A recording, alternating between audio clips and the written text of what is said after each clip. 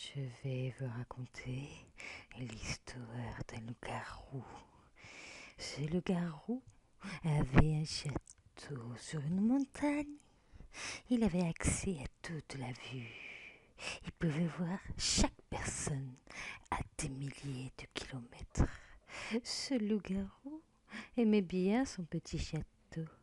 Certes, il était étroit, mais il était très confortable. Il aimait bien se cacher dans ses tours et bondir sur les gens qui s'approchaient de lui. Un jour, alors qu'il était dans son château, un petit chaperon rouge arriva. Il se demanda ce qu'il pouvait bien faire là, ce petit chaperon rouge. Il décida de se transformer en grand-mère du petit chaperon rouge pour pouvoir lui faire peur et pouvoir lui bondir dessus et le manger. Le petit chaperon rouge sonna à la porte.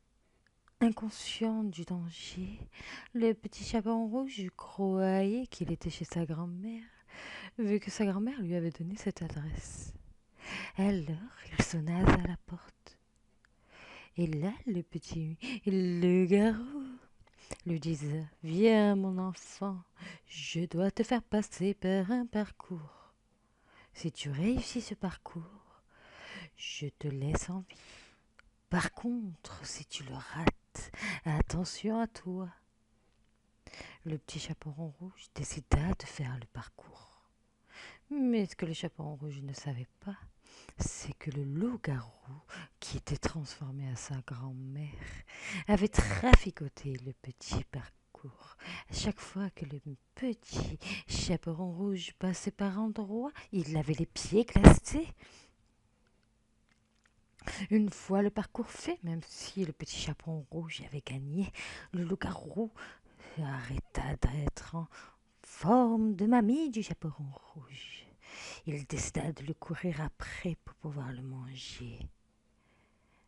Mais savez-vous que le petit chaperon rouge, lui, qui est tout petit, tout mignon, savait très bien comment échapper au méchant loup-garou.